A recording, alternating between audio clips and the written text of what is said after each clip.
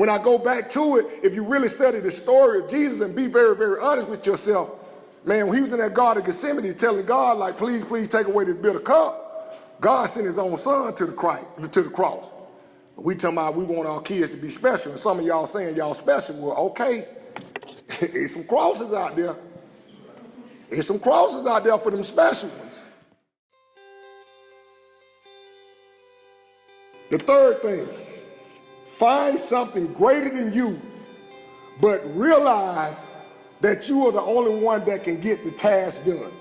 Find something greater than you, but realize you are the only one that can get the task done. Mom, dad, when you get up, your back hurt, your hip hurt, you want to slap your boss, you don't want to go, but you look in that room and peek in that room, them kids sleep, and you say it ain't about me, and you get a burst of energy. Selfish people get tired fast.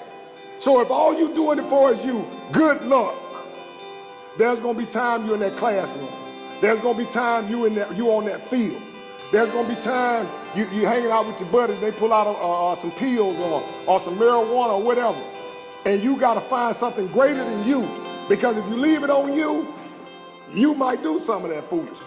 But when you think about the people that came before and after you, and you think about that little brother at home that's looking up to you, and you think about that mother that's sacrificing all she got to put you in these private schools and all these situations, then you say to yourself, nah, I can't do it. That right there, those are the three keys, in my opinion, to making sure that you can win, even in the midst of failure. Stop running from failure, young people.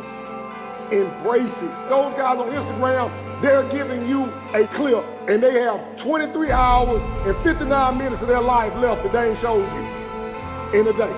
They do a whole life highlight film, and y'all get this stuff and y'all think it's real. I'm an old country boy, South Georgia. And I heard this story told by one of my kids, and it resonates with me, and to this day I still tell this story. There was a man and his son sitting on the porch. They had 10 old basset hound dogs, sitting on the porch with them. One of the basset hounds stand up, and you can tell from afar he sees something, and you can see him stand up, and he looking, and he starts standing at attention. Boom, he takes off into the woods. About 5 minutes later, 2-3 other the basset hounds took out behind him, and the dad looked over at the son and said, I don't know why they keep doing this to themselves. And the son looking at the daddy, like some of you would, because, daddy don't know nothing. He just been here 40 years more than me. What do he know? And the dad say, nah, you'll see in a minute, son. And the son keep on looking. By that time, the rest of them strike out about a minute or two after the other set of dogs left out. Next thing you know, after about 10 or 15 minutes of them gone, the first dog that got up, the very first dog that got up and took out in the woods, he came back with a rabbit in his mouth. The dad said, man, I tell you, it never gets old. Look at the son again, the son like, man, what is the old fool talking? So by that time, 6 or 7 of them come out the woods, and then the rest of the remainder of them come out the woods, and they all got their head hanging. And the one basset hound, the first one to run into the woods, he came back with the rabbit. And he said, son, you ready to know the moral of the story now? I want y'all to listen up like you never heard nothing else. They've been doing that for years. I've had these dogs for 10, 12 years. They've been doing that for years. He said the first dog that went into the woods came back out of the woods with the rabbit because he knew what he was going to get. He knew his why. The other 9 got up off the porch, coach, just so that they could run behind the other dog. They don't know what they're running to get. They just running behind the other dog. This is the world we live in.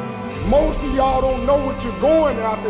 You're just running behind another group of people that's following likes and comments and lies. And you're running out in the woods, and those people know what they out to get. Nike know what they want.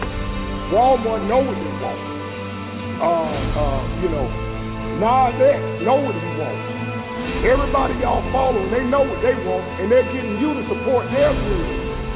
Meanwhile, in support, Call of Duty know what he wants. Xbox know what he wants. Meanwhile, you're following their dreams 24 hours in a day, and you're doing nothing about yours.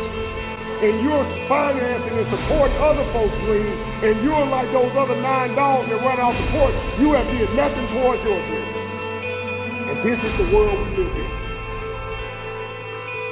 I'm gonna leave y'all alone. I could come behind that, but y'all gonna let that marinate. I do this because I love it. I pray to God somebody got something from it. Know your why and embrace failure, because sometimes